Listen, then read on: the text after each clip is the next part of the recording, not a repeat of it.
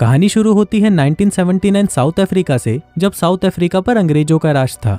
ये वो समय था जब अफ्रीका के लोगों के साथ उनके रंग को लेकर भेदभाव किया जाता था और उन्हें हर कामों में पीछे रखा जाता था। फिर जब ये भेदभाव कुछ ज्यादा ही बढ़ने लगे तो अफ्रीका के लोग सड़कों पर उतर आए और अपने हक और फ्रीडम के लिए लड़ने लगे। अब क्योंकि अंग्रेज सरकार ऐसा नहीं चाहती थी, इसलिए उन्होंने कई लोगों को गोली मार दी और कईयों को जेल में डाल दिया। यहाँ तक कि उन्होंने औरतों और बच्चों को भी नहीं छोड़ा। वहीं दूसरी तरफ गोरे लोग थे जो अपनी जिंदगी आराम से बिता रहे थे और उन्हें किसी भी चीज की कोई प्रॉब्लम नहीं थी। लेकिन इसके साथ ही कुछ गोरे लोग ऐसे भी थे जो कि जानते थे कि काले लोगों के साथ अत्याचार हो रहा है, इसलिए उन्होंने उनके हक के लिए लड़ने का फैसला किया। उन्हीं में से ऐसे दो आदमी थे, टिम और स्टीफन। ये दोनों ANC के साथ मिलकर काम करते थे, जिसका मकसद था अफ्रीका को एक डेमोक्रेटिक कंट्री बनाना जहाँ पर सभी लोगों को एक जैसा माना जाए। ये दोनों शहर के कई जगहों पर बॉम्ब रखते थे, लेकिन जब वो बॉम्ब फटते थे तो उनमें से पैम्पलेट्स निकलते जिनमें उन लोगों के साथ हो रहे भेदभाव के खिलाफ आवाज उठाने के लिए उनको मोटिवेट किया जाता। लेकिन बदकिस्मती से वो दोनों पकड़े जाते हैं और उन पर मुकदमा चलाया जाता है, जिसमें टिम को 12 साल की जेल होती है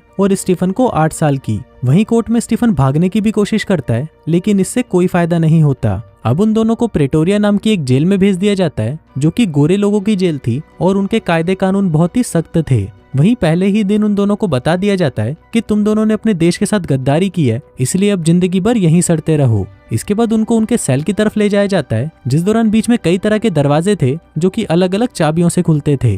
वहीं टिम उन दरवाजों को ध्यान से देखता जा रहा था, क्योंकि वो जिंदगी भर यहाँ पर तो रहने वाला नहीं था। अब उन दोनों को उनके सेल में बंद कर दिया जाता है, जो कि एक दूसरे के पास में ही थे और वो दोनों वहाँ दीवार पर नॉक करके एक दूसरे से कम्युनिकेट कर सकते थे। फिर अगले दिन टिम की मुलाकात डेनिस नाम के एक आदमी से होती है, जो कि इस जेल में उम्र कैद की सजा काट रहा था। टिम की तरह डेनिस ने भी एक बार रंग भेद के खिलाफ आवाज उठाने की कोशिश की थी और अब वो यहाँ पर है। फिर डेनिस टिम को बताता है कि हम यहाँ पर ब्लू शर्ट वाले कैदियों के साथ नहीं बैठते, क्योंकि वो लोग खूनी और रेपिस्ट हैं। हम यहाँ पर ग्रे शर्ट वाले हैं, जो यहाँ पर किसी दूसरे जुर्म की वजह से आए हैं।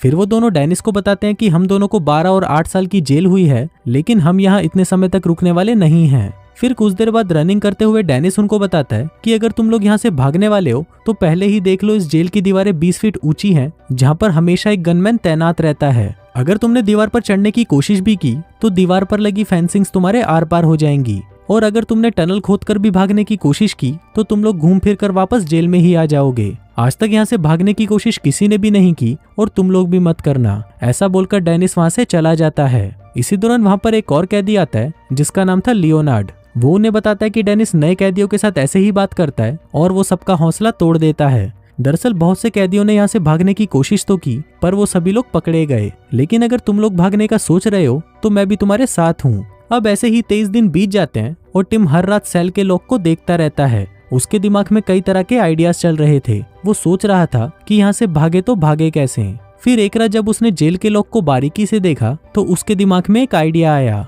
फिर अगले दिन वो अपने साथियों को बताता है कि हम लकड़ी की चाबियां बना सकते हैं और यहाँ से भाग सकते हैं। लेकिन इस पर लियोनार्ड कहता है कि लकड़ी की चाबी टूट सकती है, ऊपर से चाबियां बनाने के लिए हमें लकड़ी की भी जरूरत पड़ेगी। टिम कहता है कि लकड़ी तो हमें वर्कशॉप से भी मिल सकती है और अब हम यही करेंगे। फिर जब सभी कैदी खाना खा रहे होते हैं तो लियोनार्ड चुपके से अपनी थाली को नीचे गिरा देता है, जिसकी आवाज सुनकर एक गार्ड उसके पास आता है और उसे डांटने लगता है। इसी दौरान टिम को भी चाबियां देखने का मौका मिल जाता है और वो उसे अच्छे से देखने लगता है। अब टिम को जहाँ पर भी चाबियां देखने का मौका मिलता वो उन्हें अच्छे से देखने लगता, ताकि वो सेम उसके जैसी चाबियां बना सके।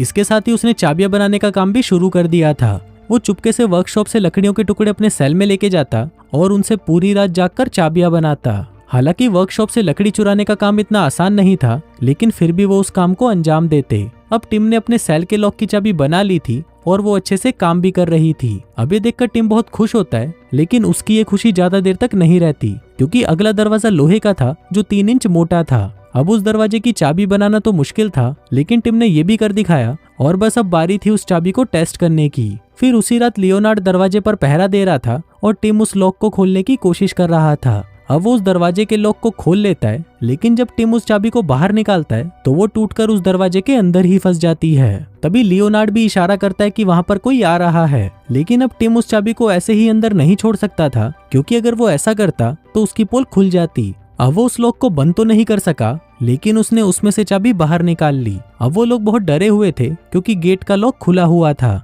फिर जब गार्ड दरवाजों को बंद करने आता है तो वो देखता है कि एक दरवाजे का लॉक पहले से ही खुला हुआ है। ऐसा पहले कभी नहीं हुआ था, क्योंकि दरवाजे की चाबियां सिर्फ उसी के पास होती हैं। अब ये देखकर गार्ड को थोड़ा शक तो जरूर हुआ, लेकिन उसने ध्यान नहीं दिया। अब ऐसे ही 142 दिन बीत जाते हैं, लेकिन उन्हें कोई रास्ता समझ नहीं आ रहा था, क्योंकि उन्होंने उस दरवाजे की चाबी तो बना ली थी, लेकिन उस दरवाजे को सिर्फ बाहर से ही खोला जा सकता था। तभी लियोनार्ड कहता है कि मेरे पास एक धागा पड़ा है जिसकी मदद से हम चाबी को उस लॉक तक पहुंचा सकते हैं। लेकिन इस पर टिम कहता है कि इसका कोई फायदा नहीं, क्योंकि लॉक तभी खुलेगा जब हम चाबी को उसमें घुमा सकें, लेकिन धागे की मदद से हम चाबी को नहीं घुमा सकते।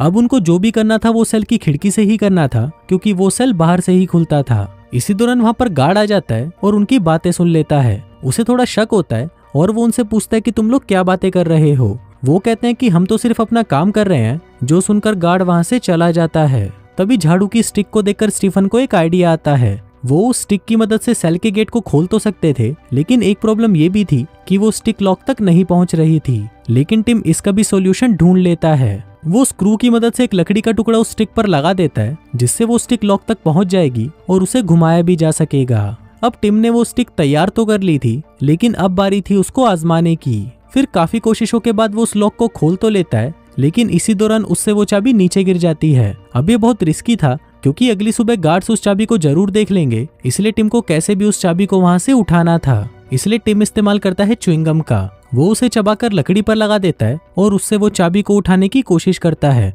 अब काफी कोशिशों के बाद वो उसे अंदर तो ले आता है, लेकिन इससे उसकी हालत खराब हो जाती है। फिर अगली सुबह वो स्टीफन और लियोनार्ड को बताता है कि मैंने उस दरवाजे को खोल दिया। अभी सुनकर वो लोग बहुत खुश होते हैं, क्योंकि अब उनके पास 2 दरवाजों की चाबियां थीं। अब टिम और स्टीफन उन चाबियों को ग्राउंड में छुपा देते हैं, क्योंकि उन्हें सेल में रखना बहुत ज्यादा रिस्की था। वहीं गार्ड भी उन्हें ये सब करते हुए देख रहा था और इस बार भी वो उन पर शक करने लगता है। फिर जब गार्ड वहां से चला जाता है, तभी डेनिस उनको कहता है कि तुम लोग जो भी कर रहे हो वो थोड़ा संभल कर करना, क्योंकि अगर तुम लोग जेल से भागते हुए पकड़े गए तो तुम्हें 25 साल की जेल होगी, वो भी अगर तुम लकी रहे, क्योंकि ज्यादातर कैदियों को तो सिर पर गोली मार दी जाती है। फिर हम देखते हैं कि टिम ने कॉरिडोर के दरवाजे को भी खोल दिया था, लेकिन उसे पता नहीं था कि आगे और कितने दरवाजे हैं। अब उन्हें जेल के अंदर 206 दिन हो गए थे। फिर एक दिन टिम वहां पर एक आदमी को इशारा करता है, जो कि जेल में एक वर्कर था। टिम उससे कागज का टुकड़ा मांगता है, जिसके बदले में वो आदमी उससे सोप और सिगरेट का एक पैकेट मांगता है। फिर एक रात टिम और लियोनार्ड अपने सेल से बाहर निकलते हैं और कई दरवाजों को खोलते हुए आगे बढ़ते हैं।